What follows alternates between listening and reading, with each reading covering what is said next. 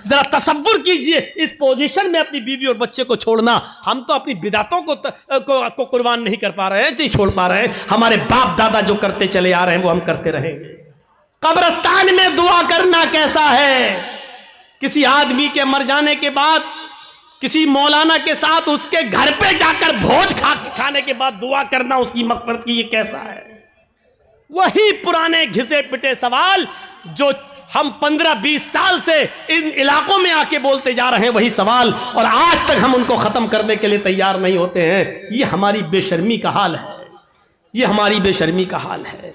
मेरे भाइयों, आज फिर एक बात को जहन में बिठा लो, दुआ करना गलत नहीं है।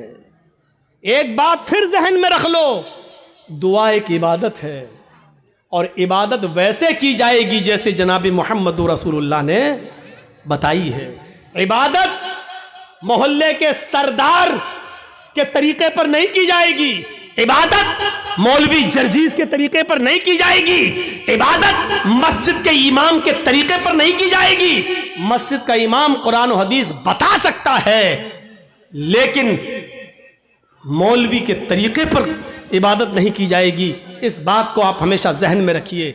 दुआ मुख्कुल इबादा, दुआ इबादत का मग़ज़ है। दुआ के लिए आपको कोई मना नहीं करता है। दुआ जहां अल्लाह के रसूल ने हाथ उठाकर की है आप करिए, कोई मना नहीं करता है। दुआ जहां हाथ उठाकर नहीं की है वहां आप हाथ उठाकर करेंगे तो वहां हम मना करेंगे, इसलिए कि हाथ उठाना साबित नहीं है। मसलन लैट्रीन में जाने की दुआ है। अब आप लैट्रीन में घुस के पढ़िए हाथ उठा के, अल्लाहुम्मा इन्नी औज़ु बिका मिनल खुब्स वल खबाइस। अब बैठिए, बैठिए, दुआ है, क्यों हाथ नहीं उठाया? मैं पूछना चाहता हूं उन लोगों से जो मस्जिद में मजबूर करते हैं इमाम को कि हाथ उठाओ, और पब्लिक से कहते हैं हाथ उठाकर दुआ करो। अगर दुआ के लिए हाथ उठाना है तो लैट्रीन में जाने की दुआ है, बताओ क्यों नहीं हाथ उठाते हो? सब लैट्रीन में क्यों? अरे जब लैट्रीन में दुआ पढ़ सकते हो तो हाथ क्यों नहीं उठा सकते हो? जब लैट्रीन में अल्लाह का नाम ले सकते हो, अल्लाहुम्मा इन्नी औज़ु बिका, तो हाथ उठाने में क्या हर्ज है? क्यों नहीं उठाते हो? अब हमारी अक्ल कह रही है गंदी जगह पर हाथ कैसे उठाएं? अभी अक्ल ही तो कह रही है ना। तो मैं कह रहा हूं गंदी जगह पर फिर अल्लाह का नाम क्यों ले रहे हो? नहीं साहब, वो तो अल्लाह के नबी ने बताया है, तो अल्लाह के नबी ने बताया तो यहाँ अल्लाह के नबी ने हाथ नहीं उठाया तो हम हाथ नहीं उठाएंगे। अच्छा, खाना खाओ, क्या दुआ है? बिस्मिल्लाह या बिस्मिल्लाहि व अला बरकतिल्लाह, ये दुआ है खाना खाने की। अब आप खाना बैठो, जर्जी साहब खाना लग गया, बिस्मिल्लाह, अब हम खाएं, या बिस्मिल्लाहि व अला बरकतिल्लाह, अब हम बोलिए। चलो ये तो लैट्रीन नहीं है, ये तो घर है। यहां पर हाथ उठाकर अगर कोई आदमी दुआ करे बिस्मिल्लाह या बिस्मिल्लाह व अला बरकतिल्लाह, तब खाना खाए, कैसा लगेगा आपको? क्यों नहीं उठाते हो? ये भी तो दुआ ही है। साहब अल्लाह के नबी ने नहीं उठाए इसलिए हम नहीं उठाए। आ गई ना बात वही, जहां नबी ने उठाया वहां उठाओ। हम भी तो यही कह रहे हैं, जहां नबी ने नहीं उठाया वहां मत उठाओ। हम भी तो आपसे यही कह रहे हैं। अच्छा, वुजू बनाया, क्या दुआ पढ़ते हो? बिस्मिल्लाह। वुजू के बाद क्या दुआ पढ़ते हो? अशहदु अल्ला इलाहा इल्लल्लाह व अशहदु अन्ना मुहम्मदन अब्दुहु व रसूलुहु अल्लाहुम्मा जअलनी मिनत तव्वाबीन व जअलनी मिनल मुतत्तहिरीन, यही दुआ तो पढ़ते हो। अच्छा, वुजू बनाने के बाद किसी को देखा, पैर धुलने के बाद आया हो, किबले की तरफ मुँह करके अशहदु अल्ला इलाहा इल्लल्लाह वहदहु ला शरीका लहु व अशहदु अन्ना मुहम्मदन अब्दुहु व रसूलुहु अल्लाहुम्मा जअलनी मिनत तव्वाबीन व जअलनी मिनल मुतत्तहिरीन। मैं पूछना चाहता हूं क्यों नहीं हाथ उठाते हो? यहां वुजू के बाद की दुआ है, हाथ उठाना साबित नहीं है। अजान के बाद की दुआ है, अल्लाहुम्मा रब्ब हाज़िहि दावत ताम्मा व सलातिल काइमा आति मुहम्मदनिल वसीला वल फजीला, लेकिन हाथ उठाना साबित नहीं है। चांद देखकर दुआ मांगना साबित है, चांद देखकर दुआ मांगी जाए, लेकिन हाथ उठाना साबित नहीं है। इसी तरीके से कब्रिस्तान में जाकर दुआ करना जायज है। अल्लाह के नबी ने फरमाया इस्तगफिरू लिअखीकुम, अपने भाई के लिए दुआ करो। हर आदमी को मिट्टी देने के बाद अपने भाई के लिए दुआ करना चाहिए, लेकिन यहां हाथ उठाना साबित नहीं है। जैसे इन जगहों पर हाथ उठाना साबित नहीं है, ऐसे ही कब्रिस्तान में भी हाथ उठाकर दुआ करना साबित नहीं। या है तो हमें बताओ कहां है। नहीं साहब उठा लें तो हर्ज क्या है? अब इसका जवाब सुनो। अरे हमने हाथ उठाकर दुआ कर ली तो हर्ज क्या है? तो अब मुझे जवाब दो, लैट्रीन में हमने कह दिया हाथ उठाकर अल्लाहुम्मा इन्नी अऊज़ु बिका मिनल खुब्सि वल खबाइस, तो हर्ज क्या है? मुझे इतना बता दो। अजान के बाद हमने हाथ उठाकर दुआ मांग ली है, अशहदु अल्ला इलाहा इल्लल्लाह, हर्ज क्या है? मुझे बता दो। यहां आपको हर्ज लगता है, मुझे कब्रिस्तान में हाथ उठाकर दुआ मांगने में हर्ज लगता है। क्यों इस्लाम को अपने और अपने बाप दादा के तरीके पर चलाना चाहते हो? इस्लाम चलेगा तो सिर्फ फातिमा के बाप के तरीके पर चलेगा। इस्लाम न तुम्हारे तरीके पर चलेगा, न मेरे, न तुम्हारे बाप के तरीके पर चलेगा, न मौलवी जर्जीज के बाप के तरीके पर चलेगा। इस्लाम चलेगा तो जनाब मोहम्मद रसूलुल्लाह के तरीके पर चलेगा। आपको नमाज पढ़ने के बाद दुआ से कोई नहीं रोकता। यकीन मानिए, नमाज पढ़ने के बाद आप दुआ करिए, हम आपको नहीं रोकते हैं। अच्छा अमल है नमाज पढ़ना, और नमाज के बाद दुआ मांगना अच्छा अमल है। मांगिए मांगिए, मना नहीं किया जा रहा है। लेकिन यहां अल्लाह के रसूल से हाथ उठाकर दुआ मांगना, और नबी के हाथ उठाने के बाद सहाबा का हाथ उठाना, और नबी का हाथ चेहरे पर फेर कर पहनना, और उसके बाद सहाबा का भी हाथ चेहरे पर फेर लेना, नबी का दुआ मांगना और सहाबा का उस दुआ पर आमीन आमीन कहना, यहां नमाज के बाद साबित नहीं है। इसलिए आपको भी ऐसा नहीं करना है। अकेले आप जितनी लंबी दुआ मांगना चाहे मांगे। आपकी बेटी बड़ी है, शादी के रिश्ते आते टूट जाते हैं, नमाज के बाद दुआ मांगिए, अल्लाह मेरी बेटी को कोई दीनदार रिश्ता अता फरमा दे। आपकी रोजी रोटी में बरकत नहीं, अल्लाह मुझे मेरी रोजी रोटी में बरकत दे। आपको जितनी दुआ मांगना मांगो, ये 2 मिनट वाली दुआ को रस्म मत बनाओ मेरे भाई। इमाम साहब ने कहा अस्सलाम वालेकुम रहमतुल्लाह, अस्सलाम वालेकुम रहमतुल्लाह, अल्लाहुम्मा आमीन आमीन, पीछे कर आमीन आमीन आमीन आमीन। अबे ये कौन सी दुआ है?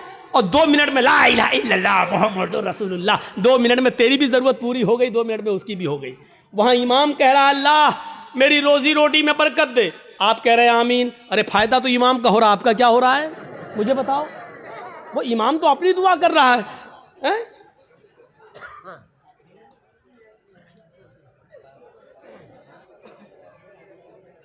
अब इमाम बेचारा कुंवारा है, शादी नहीं हुई है, इमाम कह रहा अल्लाह मुझे दीनदार लड़की अता फरमा दे, आप कह रहे हैं आमीन। फायदा तो इमाम का हो रहा, तुम्हारा क्या हो रहा है? अरे इमाम अपनी दुआ मांगे, तुम अपनी दुआ मांगो यार। इमाम की अपनी जरूरतें हैं, तुम्हारी अपनी जरूरतें हैं। इमाम का बेटा बीमार है, उसके पेट में दर्द है, वो कह रहा अल्लाह मेरे बेटे को शिफा अता फरमा। तुम्हारे बाप को कैंसर है, तुम अपनी दुआ मांगो, अल्लाह मेरे बाप को कैंसर है, अल्लाह मेरे बाप को शिफा कामिला और आजिला अता फरमा। अरे इमाम के साथ साथ तेरे आमीन कहने से मखसूस दुआएं हो रही हैं। इमाम तेरे लिए दुआ नहीं कर रहा है, और तुम जो आमीन आमीन कह रहे हो उसमें तुम्हारे लिए दुआओं पे आमीन नहीं कही जा रही है। अरे तुम अपनी दुआ मांगो, इमाम की जरूरत 2 मिनट में पूरी हो रही है, तुम्हें कुछ ज्यादा मांगना तुम ज्यादा मांगो। ये क्या दुआ है कि जब इमाम की सारी जरूरतें पूरी हो रही हैं उसी वक्त तुम्हारी भी हो रही हैं? 2 मिनट में तुम्हारी भी दुआ हो गई, उसकी भी दुआ हो गई। अब हमने कुछ और मांगना था, लेकिन अब हम नहीं मांग पा रहे हैं क्योंकि इमाम ने हाथ फेर लिया, हमें भी फेरना पड़ रहा है? अब हमें कुछ और मांगना है। मेरी बीवी हमें कुछ समझती ही नहीं है, अब कह अल्लाह मेरी बीवी को मेरा फर्मा बरदार बना दे। अब इमाम तो हाथ फेर चुके हैं, अब कैसे दुआ मांगे? अब मांगना चाह रहे हैं लेकिन हाथ गिर भी नहीं रहे, लेकिन मजबूरी में फेरना पड़ रहा है। अब फेरना पड़ा, अब मुंह में कहना पड़ रहा अल्लाह मेरी बीवी को हिदायत दे। इसको आदत मत बनाइए मेरे भाई। दुआ को हम मना नहीं कर रहे हैं, नमाज के बाद भी दुआ को मना नहीं कर रहे हैं। दुआ को हम सिर्फ इसलिए मना कर रहे हैं कि सलाम फेरने के बाद आदमी आज़ाद हो गया है। वो अपनी दुआ मांगे, आप अपनी दुआ मांगिए। वो 2 मिनट मांगो, 5 मिनट मांगो, 10 मिनट मांगो, 15 मिनट मांगो, आधा घंटा मांगो। और दुआ तो मेरे भाइयों मजमे में है, सही बताऊं तो दुआ का हक अदा ही नहीं होता है। दुआ का हक अदा तो तन्हाई में होता है, जब कोई ना देख रहा हो, 2 रकात नमाज पढ़ के अपने आप को सबसे छिपा कर, रो रो कर, आंखों से आंसू बहा बहा कर दुआ की जाए, तब दुआ का मजा कुछ और है। मेरे भाइयों, ये दुआ का मजाक है। अल्लाह गांव में बहुत ज़्यादा लफड़ा, अल्लाह मेरे गांव में बरकत दे, अल्लाह मेरे चौधरी को समझा दे, अल्लाह मेरे ये आमीन आमीन मोहम्मद रसूलुल्लाह, ये दुआ का मजाक है यार, मत बनाओ मजाक। इतना मजाक दुआ का कभी नहीं बनाया गया जितना हम दुआ का मजाक बना रहे हैं। हाथ उठाकर भी मांग सकते हो, लेकिन अकेले तन्हा। कब्रिस्तान में दुआ मांगने का हुक्म है और हर शख्स को दुआ मांगना चाहिए, लेकिन वहां हाथ उठाना साबित नहीं है। वहां सिर्फ हुक्म यह इस्तगफिरू लिअखीकुम, अपने भाई के लिए दुआ करो, सिर्फ दुआ है। अगर हाथ उठाना होता तो अल्लाह के नबी कहते अपने भाई के लिए दोनों हाथ उठाकर दुआ करो, और यह आता कि अल्लाह के रसूल ने फला फला के दफनाने के बाद आपने दोनों हाथ उठाकर दुआ की है, आता हदीस में, लेकिन हदीस की किसी किताब में नहीं आया अल्लाह के रसूल ने किसी भी सहाबी को दफन करने के बाद अपने हाथों को उठाकर दुआ की हो, कहीं नहीं आता है। हाँ, ये आया कि अल्लाह के रसूल ने कब्र में सहाबी को दफन करने के बाद सहाबा से फरमाया इस्तगफिरू लिअखीकुम, अपने भाई के लिए दुआ करो। आप चाहते तो कह सकते थे मैं दुआ कर रहा हूं, आप लोग आमीन आमीन बोलो, अल्लाह जिसका इंतकाल हुआ उसके रूह को आला इल्लीन के अंदर जगह अता फरमा, अल्लाह उसके पसमानदगान को सब्र जमील अता फरमा। आप चाहते तो कब्रिस्तान में सब दुआ कर सकते थे, लेकिन आपने न की ऐसे, और न लोगों ने आमीन कहा, बल्कि आपने सबको हुक्म दिया कि तुम अपने भाई के लिए दुआ करो, यानी तुम अपनी दुआ करो, हम अपनी दुआ कर रहे हैं। दुआ सब करें लेकिन अलग अलग करें, और हाथ उठाना यहां साबित नहीं है, इसलिए हाथ ना उठाया जाए। सीधी सी बात है। अब फिर हुक्म यह है कि आप किसी भी मैयत के लिए कभी भी किसी भी वक्त दुआ कर सकते हैं, लेकिन चंद लोगों को इकट्ठा करके मैयत के घर जाकर उसको सब्र की तलकीन करने के बाद, भोज वोज खाने के बाद या दुआ करने के बाद भोज खिलाया जाता है। मुझे नहीं मालूम आपके यहाँ क्या होता है। और वहां घर पे जाने के बाद फिर इमाम साहब दुआ करते हैं और उस घर के सब लोग आमीन आमीन कहते हैं। मेरे भाइयों, बिदात है, बिदात है, बिदात है। इस बुरी रस्म को बंद करिए, इस नौटंकी को बंद कीजिए। मैं इसको नौटंकी कहता हूं। इस नौटंकी को बंद कीजिए, दुआ आप कीजिए। अरे बीवी, अगर शौहर मर गया है तो बीवी शौहर के लिए दुआ करे, बाप मर गया तो बेटा शौहर अपने बाप के लिए दुआ करे। अरे सदका जारिया सबसे बेहतर यही है कि बेटा अपने बाप को अपनी दुआओं में याद रखे, कुछ दुआएं अपने लिए मांगे, फिर कहे अल्लाह मेरे वालिद को की कब्र को नूर से भर दे, अल्लाह मेरे वालिद की मग़फ़िरत फरमा, अल्लाह मेरे माँ बाप के गुनाह को की बख्शिश फरमा, अल्लाह उनकी लग़्ज़िशों को माफ़ फरमा दे, अल्लाह तो उनको जन्नतुल फिरदौस में जगह अता फरमा। ये है दुआ। बीवी शौहर के लिए दुआ करे, बेटा बाप के लिए करे, बाप बेटे के लिए करे, भाई बहन के लिए करे, बहन भाई के लिए करे। किसने मना किया है? आप जा रहे हैं कब्रिस्तान, जाइए, रोज जाकर दुआ करिए, कौन मना कर रहा है? हफ्ते में एक दिन जाकर दुआ कीजिए, कौन मना कर रहा है? महीने में एक दिन जाइए और अपने बाप के लिए हाथ उठाकर नहीं, हाथ छोड़कर कब्र पर खड़े होकर कब्र के पास दुआ मांगी, कौन रोकता है? नहीं। लेकिन आप पूरे साल ना जाएं, सिर्फ ईद के दिन ईद की नमाज पढ़ने के बाद कब्र पर जाकर दुआ मांगे और इसको मामूल बना लें, यह गलत है। आप किसी दिन को मुतय्यन करके दुआ करेंगे तो वही चीज बिदअत हो जाती है। आप आज मांग लीजिए, कल मांगिए, 2-4 दिन बाद मांग लीजिए, मुतय्यन मत करिए, रोज दुआ मांगिए कब्र पे जाके, कोई मना नहीं करता है। और कब्र पे जाके दुआ इसलिए मांगने जाइए आप कि वहां जाएंगे तो आपको अपनी मौत याद आएगी, वरना दुआ मांगने के लिए कब्र पे जाना जरूरी नहीं है। दुआ के लिए आप अपने घर से भी दुआ कर सकते हैं। मेरे भाइयों, मेरे बाप इटावा में हैं और मेरे पास फ़ोन आ जाए और वो बीमार, मैं इस जलसे में भी दुआ कर सकता हूँ। आपके डिस्ट्रिक्ट मालदा में रहकर क्या मेरे लिए दुआ करो। आप आपसे भी कह सकते हैं कि मेरे वालिद के लिए दुआ करो कि अल्लाह ताला में जर्जी साहब के वालिद को शिफाए कामला और आजला अता फरमाए।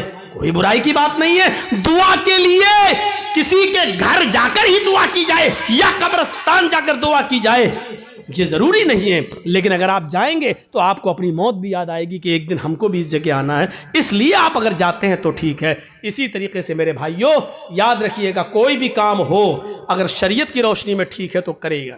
बहुत से लोग क्या करते हैं, बेटे का खतना हो रहा है, खाना दावत कहते हैं, साहब हाँ आज दावत है आपकी, किस बात की दावत? बच्चे का खतना करा रहे हैं। याद रखना, इस्लाम के अंदर सिर्फ 2 ही खाने को जायज़ करार दिया और उसका हुक्म है, एक वलीमा, शादी के बाद बीवी जब घर पे आए तो उस बीवी के साथ एक रात गुजारने के बाद दूसरे दिन वलीमा करना। बहुत से लोग ये कहते हैं कि बीवी के साथ जब तक मुजामियत या हम बिस्तरी न कर ली जाए वलीमा नहीं, बीवी आ गई, रात आप उसके साथ बैठ गए, 2-4 गुफ्तगू हो गई, बातें हो गई, बस हो गया, उसके बाद सुबह होकर आप वलीमा कर सकते हैं, जायज़ है आपके लिए। अगर सोहबत और हम बिस्तरी हो जाए तो और अच्छी बात है, ठीक है, उसके बाद दुआ करिए और वलीमा करिए, ठीक। एक तो वलीमा सुन्नत है। दूसरी बात सुन लीजिए, लड़की वाले के यहाँ खाने का कोई सबूत नहीं है, जिसको चोर और डाकू बन के जाना हो वो जाए। लड़की वाले को न खिलाने का हुक्म है, न लड़की वाले के यहाँ जबरदस्ती बैठकर खाने का हुक्म है, न शरीयत ने लड़की वाले को खिलाने का मुकल्लफ बनाया है, वलीमे को सुन्नत कहा है। एक सहाबी अल्लाह के नबी के पास आए, आपने देखा उनके कपड़ों पर कुछ पीलापन है, जाफरान लगी हुई है, खुशबू आ रही है, आपने कहा ये क्या? कहा अल्लाह के नबी शादी कर ली। अच्छा, सैयबा से या बाकिरा से, कुंवारी या शादीशुदा थी, तलाकशुदा? कहा अल्लाह के नबी बाकिरा तो नहीं है, कुंवारी, लेकिन हाँ एक बेवा से शादी की जिसका शौहर इंतकाल हो चुका। ऐसा क्यों किया? कुंवारी से शादी करते। कहा अल्लाह के नबी मेरे माँ बाप का इंतकाल हो चुका है और वो इस दुनिया में नहीं है, मेरी छोटी छोटी बहनें हैं, मेरी छोटी छोटी बहनें हैं, मैंने सोचा कि एक ऐसी औरत से निकाह करूं जिसको बच्चे पालने की महारत हो, तजर्बा हो, ताकि वो मेरी बहनों की अच्छी तरबियत कर सके, इस मकसद से मैंने शादी की। आपने कहा अच्छा कोई बात नहीं, वलीमा किया? कहा नहीं। आपने कहा वलीमा करो, देखिए हुक्म है, औलिम वलौ बिशातिन, वलीमा करो, अगर ज़्यादा ताकत नहीं तो एक बकरी ही का करो, लेकिन करो। वलीमा करने से लोगों को पता चल जाएगा कि इसकी शादी हुई है, ये लोग नाजायज़ तरीके से नहीं रह रहे हैं, जायज़ तरीके से रह रहे हैं। वलीमे का हुक्म है, वलीमा करना चाहिए। एक ये खाना, उसका हुक्म मौजूद है। और दूसरा अकीका। अकीके की 2 शक्लें होती हैं।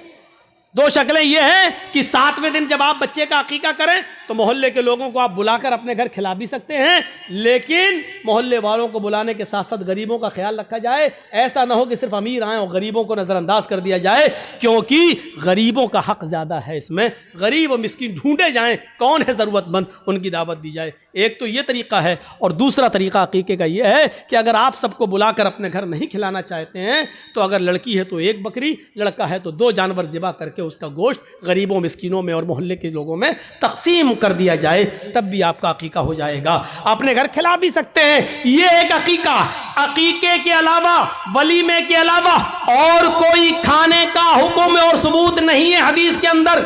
यहां तक कि कोई हाजी हज करके आता है और वो खुशी में अपने गांव वालों को खिलाता है, इसका मतलब यह है कि वो अपने हज की रिया और नमूद कर रहा है, दिखावा कर रहा है, लोगों को ये बता रहा है कि देखो मैं हज करके आया हूं, इस खुशी में मैं लोगों को खाना खिला रहा हूं। हाजी को हज का खाना भी नहीं खिलाना चाहिए। अगर ऐसी इबादतों पर खाना खिलाना जायज़ होता तो फिर नमाजी को नमाज पढ़ के आने के बाद भी खिलाना जायज़ होता। फिर ईद की नमाज पढ़कर भी किसी को दावत दे तो उसकी दावत भी जायज़ होती। मेरे भाइयों, क्योंकि यह इबादत है और फिर इबादत पर फिर एक आम रस्म बन जाएगी। फिर ज़कात देने वाला ज़कात देने की खुशी में खिलाएगा, लो आज हमने 30 ज़कात दी। फिर रमज़ान का रोज़ा रखने के बाद 30 रोज़े पूरे होने के बाद फिर लोग की दावत दो, मैंने 30 रोज़े रख लिए। लो, हज भी एक इबादत है। जब इन इबादतों पर आप किसी को खाना नहीं खिलाते हैं तो हज पर भी आप किसी को खाना नहीं खिला सकते। जब हज जैसी इबादत पर खाना नहीं खिला सकते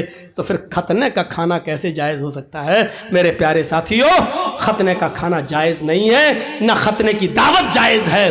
हाँ, अगर अकीके वाले दिन ही आप बच्चे का खतना कर रहे हैं तो लोगों को अकीके की दावत दीजिए, खतने की दावत मत दीजिए। और ये कहिए कि हमारे यहाँ अकीका हो रहा है, अकीके का खाना खाइए। और मैं खतने का नहीं, खतने की अगर कोई दावत देता है तो आप उस दावत को रिजेक्ट करिए और उस खतने की दावत में आप मत जाइए, क्योंकि खतने की दावत में शिरकत करना जायज़ नहीं है।